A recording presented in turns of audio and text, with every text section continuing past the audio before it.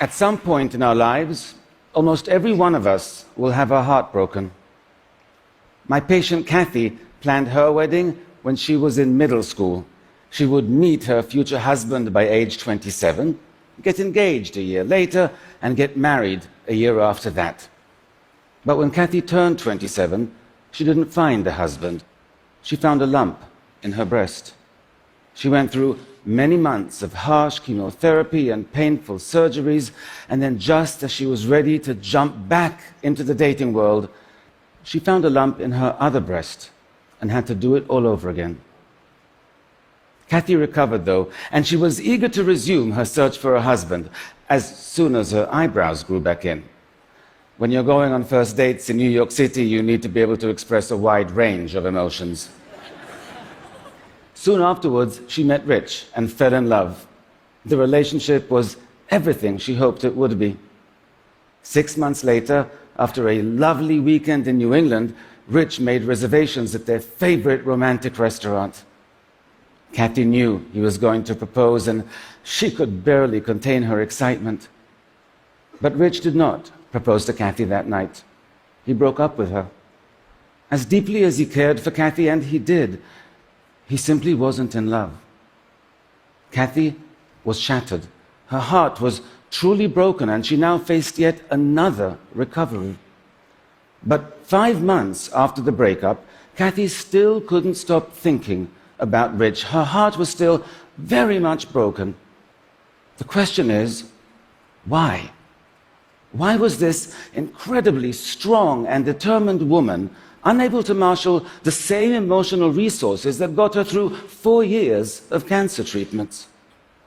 Why do so many of us flounder when we're trying to recover from heartbreak? Why do the same coping mechanisms that get us through all kinds of life challenges fail us so miserably when our heart gets broken?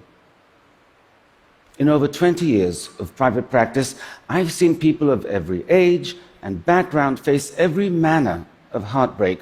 And what I've learned is this: when your heart is broken, the same instincts you ordinarily rely on will time and again lead you down the wrong path.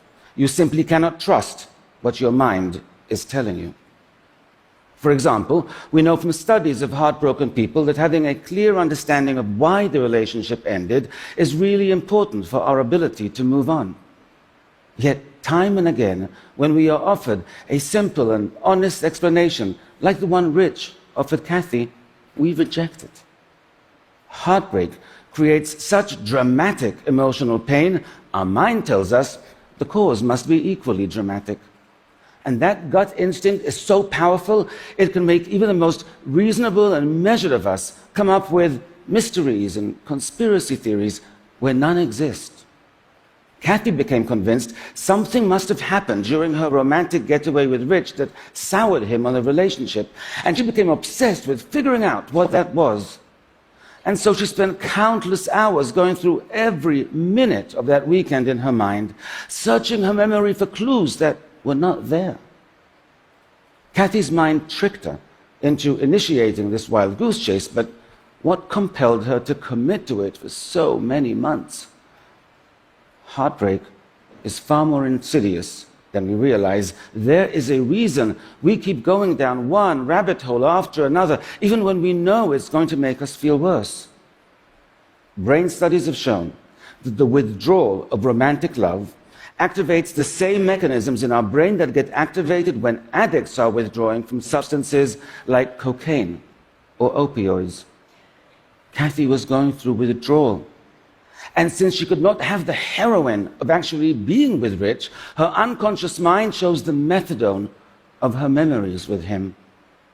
Her instincts told her she was trying to solve a mystery, but what she was actually doing was getting her fix. This is what makes heartbreak so difficult to heal. Addicts know they're addicted. They know when they're shooting up. But heartbroken people do not. But you do now. And if your heart is broken, you cannot ignore that. You have to recognize that as compelling as the urge is, with every trip down memory lane, every text you send, every second you spend stalking your ex on social media, you are just feeding your addiction, deepening your emotional pain, and complicating your recovery. Getting over heartbreak is not a journey. It's a fight. And your reason is your strongest weapon. There is no breakup explanation that's going to feel satisfying. No rationale can take away the pain you feel. So don't search for one. Don't wait for one. Just accept the one you were offered, or make up one yourself, and then put the question to rest, because you need that closure to resist the addiction.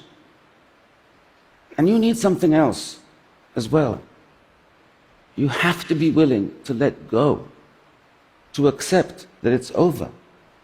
Otherwise, your mind will feed on your hope and set you back. Hope can be incredibly destructive when your heart is broken. Heartbreak is a master manipulator. The ease with which it gets our mind to do the absolute opposite of what we need in order to recover is remarkable. One of the most common tendencies we have when our heart is broken is to idealize the person who broke it.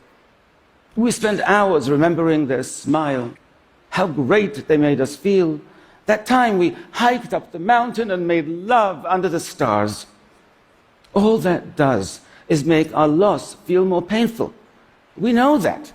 Yet we still allow our mind to cycle through one greatest hit after another, like we were being held hostage by our own passive-aggressive Spotify playlist. Heartbreak will make those thoughts pop into your mind, and so to avoid idealizing, you have to balance them out by remembering their frown, not just their smile, how bad they made you feel. The fact that after the lovemaking, you got lost coming down the mountain, argued like crazy, and didn't speak for 2 days. What I tell my patients is to compile an exhaustive list of all the ways the person was wrong for you, all the bad qualities, all the pet peeves, and then keep it on your phone. And once you have your list, you have to use it. When I hear even a hint of idealizing or the faintest whiff of nostalgia in a session, I go, phone please. Your mind will try to tell you they were perfect, but they were not. And neither was the relationship. And if you want to get over them, you have to remind yourself of that frequently. None of us is immune to heartbreak. My patient Miguel was a 56-year-old senior executive in a software company. 5 years after his wife died, he finally felt ready to start dating again. He soon met Sharon, and a whirlwind romance ensued. They introduced each other to their adult children after 1 month, and they moved in together after 2. When middle-aged people date, they don't mess around. It's like Love Actually meets The Fast and the Furious. Miguel was happier than he had been in years, but the night before their first anniversary, Sharon left him. She had decided to move to the West Coast to be closer to her children, and she didn't want a long-distance relationship. Miguel was totally blindsided and utterly devastated. He barely functioned at work for many, many months, and he almost lost his job as a result. Another consequence of heartbreak is that feeling alone and in pain can significantly impair our intellectual functioning, especially when performing complex tasks involving logic and reasoning. It temporarily lowers our IQ. But it wasn't just the intensity of Miguel's grief that confused his employers, it was the duration. Miguel was confused by this as well, and really quite embarrassed by it.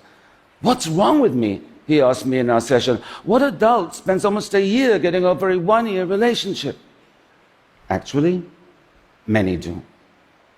Heartbreak shares all the hallmarks of traditional loss and grief: insomnia, intrusive thoughts, immune system dysfunction. 40% of people experience clinically measurable depression. Heartbreak is a complex psychological injury. It impacts us in a multitude of ways. For example, Sharon was both very social and very active. She had dinners at the house every week. She and Miguel went on camping trips with other couples. Although Miguel was not religious, he accompanied Sharon to church every Sunday, where he was welcomed into the congregation. Miguel didn't just lose his girlfriend.